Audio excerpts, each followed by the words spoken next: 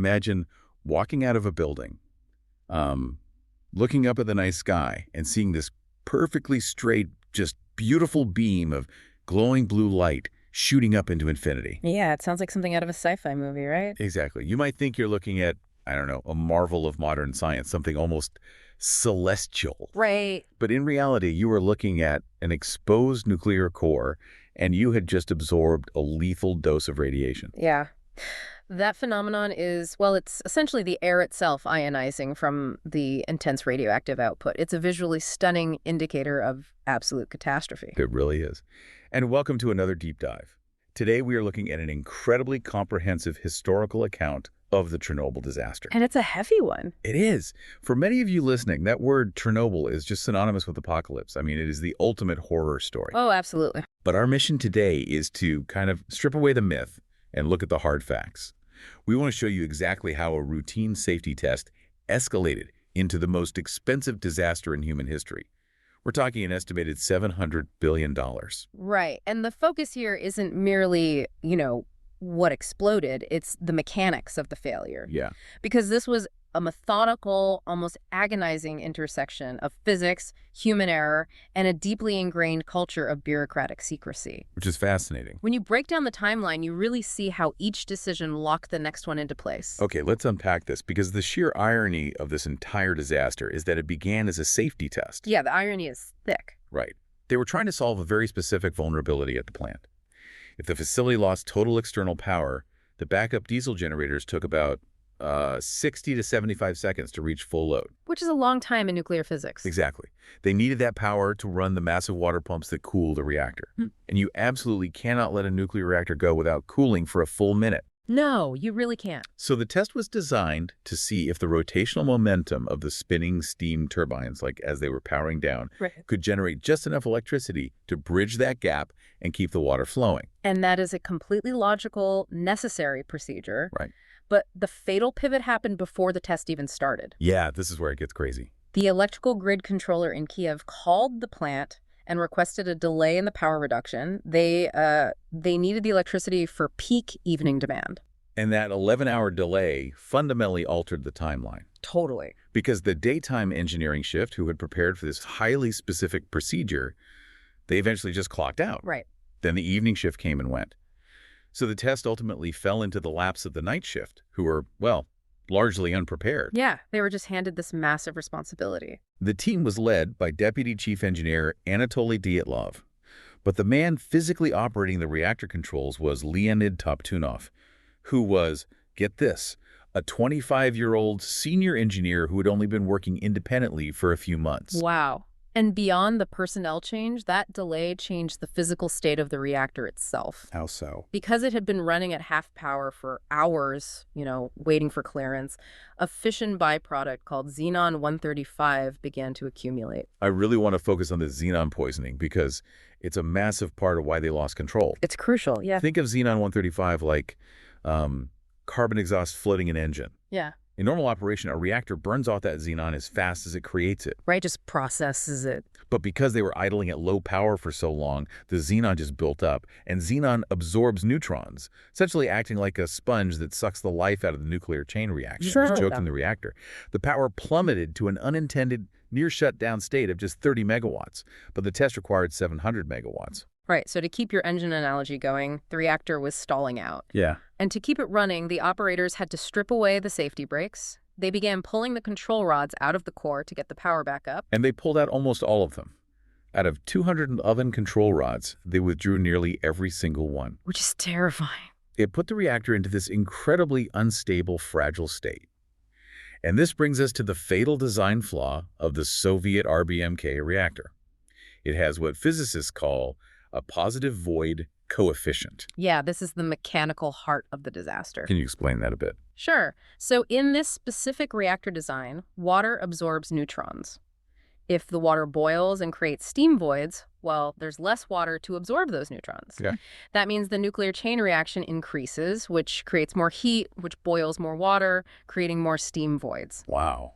It is an unyielding runaway feedback loop. Which raises the question of why anyone would build a reactor that gets more volatile as it heats up. Right. It seems entirely counterintuitive. It basically comes down to Soviet economics and military utility. The RBMK design could use unenriched uranium, making it much cheaper to run. And critically, it allowed operators to extract weapons-grade plutonium while the reactor was still operating. Exactly. The design prioritized dual-use efficiency over intrinsic safety. So you have a reactor inherently prone to power surges, choked by xenon, with its control rods completely withdrawn. Right. And it's being operated by a crew trying to push through a delayed test. So the stage is set. At 1:23 a.m., the test begins.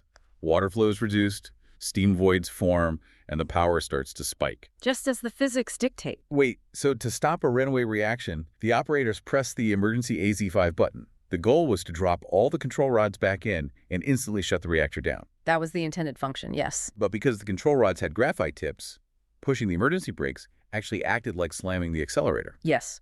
The moment those graphite tips entered the core, they ousted the neutron-absorbing water.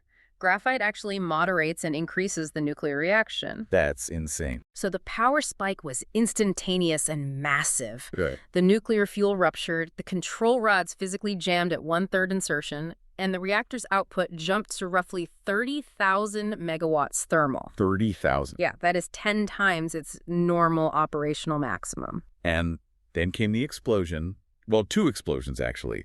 The first blew the massive 1,000-ton biological shield completely off the top of the reactor like a flipped coin. Just tossed it aside. And the second, much more powerful blast scattered the core. We mentioned survivor Alexander Yevchenko earlier. He's the one who saw that very beautiful laser-like beam of blue light flooding up into infinity. Yeah, it's chilling. And while the initial assumption was a hydrogen explosion, the mechanics of that second blast point toward a nuclear fizzle, basically a prompt criticality. Or prompt criticality. Right. Normally, a nuclear reaction is controlled by delayed neutrons, which gives mechanical control rods the time they need to move and adjust power. Okay, that makes sense. But a prompt criticality means the reaction is driven by instantaneous neutrons. The power doubles in milliseconds. Wow. So nothing could react fast enough. Exactly. Mechanical safety systems literally cannot move fast enough to stop it. The core material melted in the absence of water, creating an extraordinarily fast nuclear power transient. So the reactor was gone, replaced by an exposed, burning core. But as we move into the immediate aftermath, you'd think a glowing column of ionized air shooting into the stratosphere would be the ultimate alarm bell. You would think. But the most terrifying element in those first few hours wasn't just the radiation. It was the absolute ironclad refusal to believe what was right in front of their eyes. The psychological phenomenon of denial proved just as lethal as the physical destruction. The first responders, the firefighters, arrived first, responding to what they thought was just an electrical fire on the roof. With no warning of the radiation. None. Grigory Kemmel, a driver of one of the fire engines, vividly recalled seeing blocks of glowing graphite scattered around the pavement. He actually kicked a chunk out of the way. It's hard to hear that. Firefighters reported that the air tasted like metal, and they felt a sensation of pins and needles on their faces. Which is a classic, terrifying symptom. Right. That is exactly what Louis Slotin, the Manhattan Project physicist, reported feeling right before he died from a fatal radiation overdose in 1946. Because these responders were walking into fields of ionizing radiation estimated at up to 20,000 roentgens per hour in certain areas. That number is hard to wrap my head around. To put that in perspective, a lethal dose is around 500 roentgens over 5 hours. Unprotected workers were receiving fatal doses in less than a minute. So knowing that, how could the reactor crew chief, Alexander Akimov, just stay inside the building? Yeah. I mean, they are literally looking at pieces of the reactor core scattered on the ground outside. How do you just assume the reactor is still intact? It was a perfect storm of technological limitation and psychological self-preservation. What do you mean? Well, the standard dosimeters they had access to maxed out at tiny fractions of a roentgen. They were just reading off scale. Oh. Akimov and his team assumed the instruments were simply broken. They clung to the highest number the dial could show, which was a microscopic fraction of the reality. So they literally couldn't measure the danger. Right. And psychologically, his mind could not process the impossible. The RBMK reactor was culturally touted as indestructible. Facing a reality that shattered his entire worldview, he chose the only explanation his brain could accept. Which is that the reactor was fine. Exactly. He assumed it was intact, and it just needed cooling water. He and his crew stayed in the dark, flooded corridors, desperately trying to manually crank valves to pump water into a ruined void. Akimov died from acute radiation exposure 3 weeks later. That is so tragic. And that denial wasn't isolated to the control room either. It went all the way up the chain of command. The political cover-up is just staggering. It really was systemic. While the residents of the nearby city of Pripyat were getting metallic tastes in their mouths and suffering uncontrollable coughing fits, the acting Minister of Internal Affairs sent a report to a top Ukrainian official. And it stated that people were just going about their weekend, gardening, fishing, celebrating weddings. Because the Soviet system rested entirely on an illusion of infallibility. Right. To admit a disaster of this scale was to admit a fundamental failure of the state apparatus itself. The government refused to publicly acknowledge the disaster for 2 full days. And they only admitted it because they were caught. Exactly. Over 1,000 kilometers away, at the Forsmark nuclear power plant in Sweden, radiation alarms started going off. In Sweden, over 1,000 kilometers away. Yeah. A worker walked in, and routine monitors detected radioactive particles on his shoes. The Swedes traced the radioactive cloud directly back to the Soviet Union and essentially threatened to file an official alert with the International Atomic Energy Agency. That was the global turning point. Forced into a corner, Soviet television news broadcast a brief, 20-second announcement admitting an accident had occurred. It was an unprecedented admission for the regime. But once the secret was forced into the light, the Soviet Union had to pivot from denial to frantic, desperate containment, because the reactor was still actively burning and there was a terrifying threat of a secondary catastrophe. Right. The initial explosion was bad, but the most urgent threat lay beneath the destroyed reactor. And here's where it gets really interesting, because if you've heard anything about Chernobyl, you've probably heard the myth of the 3 divers. It's one of the most famous stories. Underneath the reactor, there were large bubbler pools. It was water designed to suppress steam in case of a pipe break. But now, you had corium melting its way down through the concrete floors. And corium is awful stuff. Yeah, it's a 1,200 degrees Celsius, lava-like mixture of melted nuclear fuel, control rods, and sand. If that highly pressurized molten corium hit those flooded bubbler pools, the rapid expansion of water into steam would have triggered a massive thermal explosion. Like a second disaster. Absolutely. It would have likely destroyed the remaining intact reactors on the site and spread an unimaginable amount of radioactive material across half of Europe.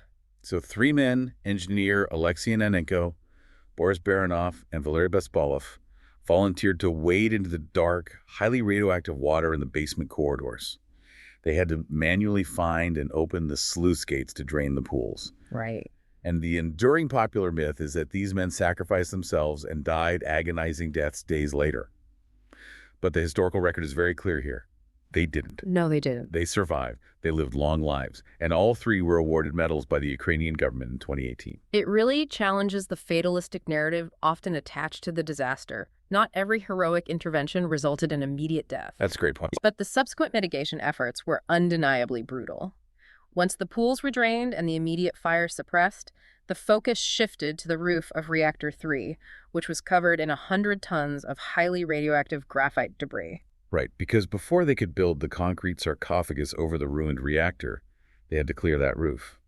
They initially tried using advanced machinery, like lunar rovers and remote-controlled police robots from West Germany. Which sounds like a good idea.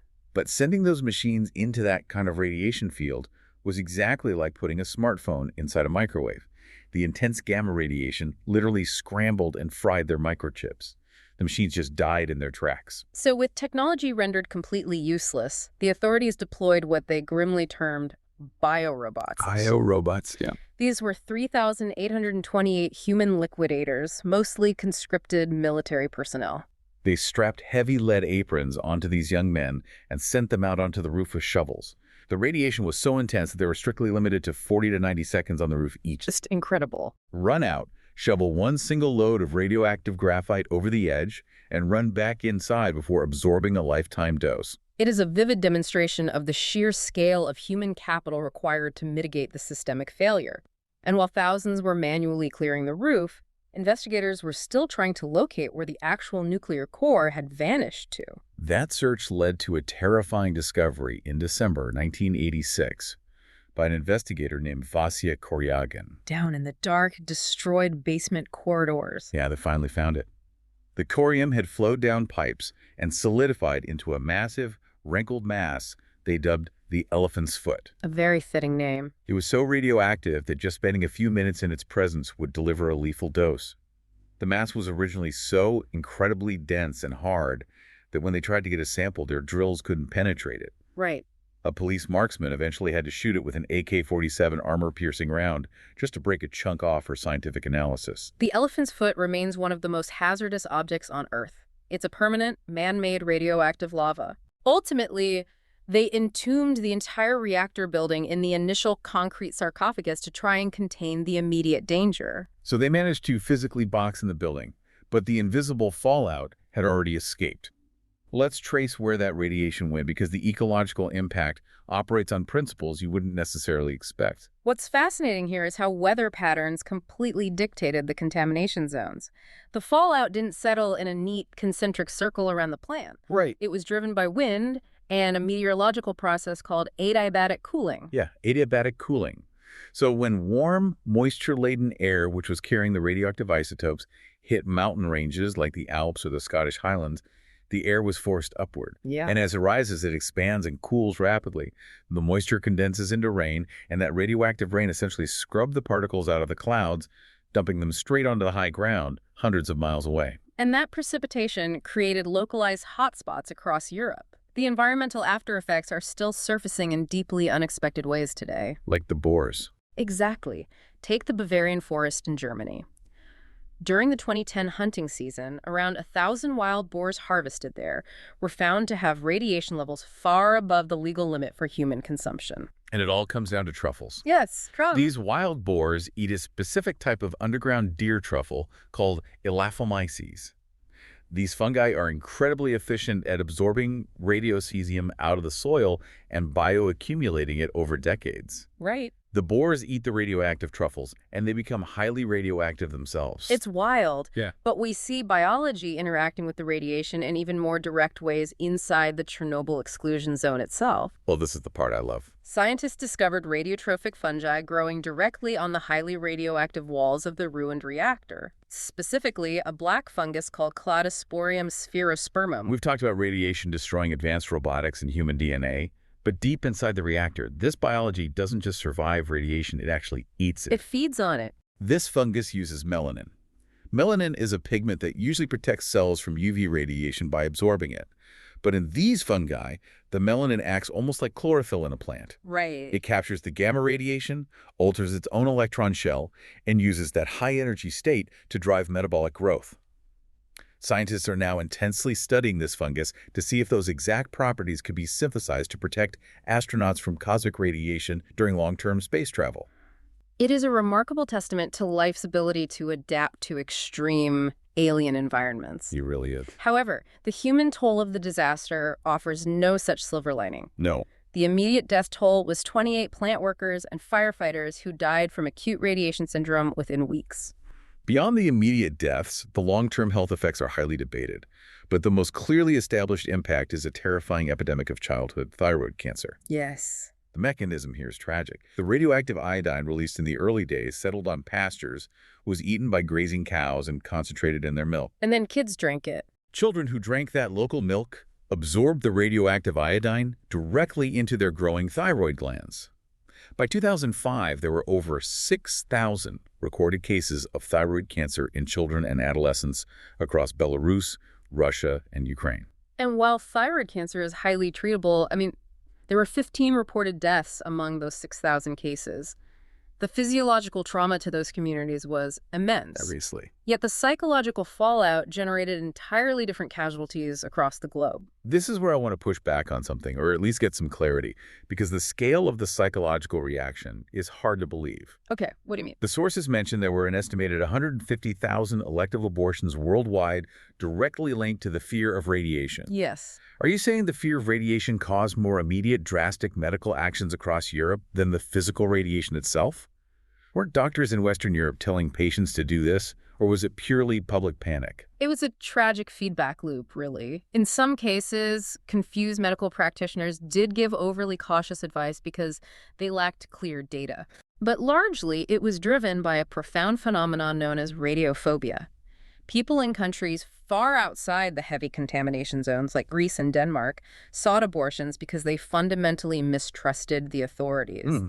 They assumed their governments were lying about the risks, just as the Soviet government had lied. They believed the radiation would cause severe birth defects, regardless of what official broadcasts claimed. But major epidemiological studies across Europe, assessing hundreds of thousands of births, found absolutely no spike in congenital anomalies attributable to Chernobyl. The radiation doses to the general public outside the immediate area were physically too low. The physical hazard was absent, but the psychological terror was real. It proves that a vacuum of truth, filled by misinformation and panic, can trigger a tangible, devastating public health crisis all on its own. The macro costs of containing this disaster are just staggering. The Soviet Union spent an estimated 18 billion rubles at the time. Over 500,000 personnel, the liquidators were involved. Half a million people. And the containment isn't even finished. In 2016, they had to build a new safe confinement arch, sliding a metal structure taller than the Statue of Liberty over the original decaying sarcophagus, simply to buy the world another century of safety. It's an ongoing battle.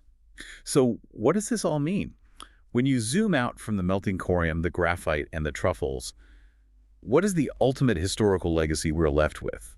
Well, if we connect this to the geopolitical reality of the time, Chernobyl was really the catalyst for the fall of an empire. Right. Using Mikhail Gorbachev's own words, the final leader of the Soviet Union, he explicitly stated that the nuclear meltdown was perhaps the real cause of the collapse of the Soviet state. Because it shattered the illusion of control. Exactly. The disaster forced the policy of glasnost, or openness. The system simply could no longer hide the truth from its own citizens, nor from the international community. Right. The radiation literally crossed borders and set off alarms in sovereign nations.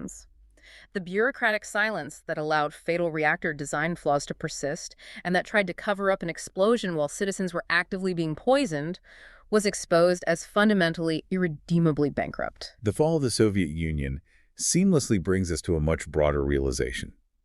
We began by talking about disasters feeling like meteor strikes, sudden, unpreventable acts of nature. Yeah. But Chernobyl was a machine built by human hands, operated within a culture that punished truth and rewarded blind obedience. When a society demands absolute compliance and ignores structural flaws, physics will eventually force its hand. Physics doesn't care about bureaucracy. Exactly. It makes you look differently at the infrastructure we rely on today. Yeah. I want you to ponder this. Yeah. Are our modern, complex black box systems, whether it's artificial intelligence algorithms making unseen decisions, or hyperfragile global supply chains, vulnerable to that exact same kind of bureaucratic silence? That is a chilling thought. If a critical warning light flashes today, are we actually fixing the underlying problem, or are we just assuming the dial is broken? Thank you for joining us on this deep dive. Keep questioning the world around you, and we'll see you next time.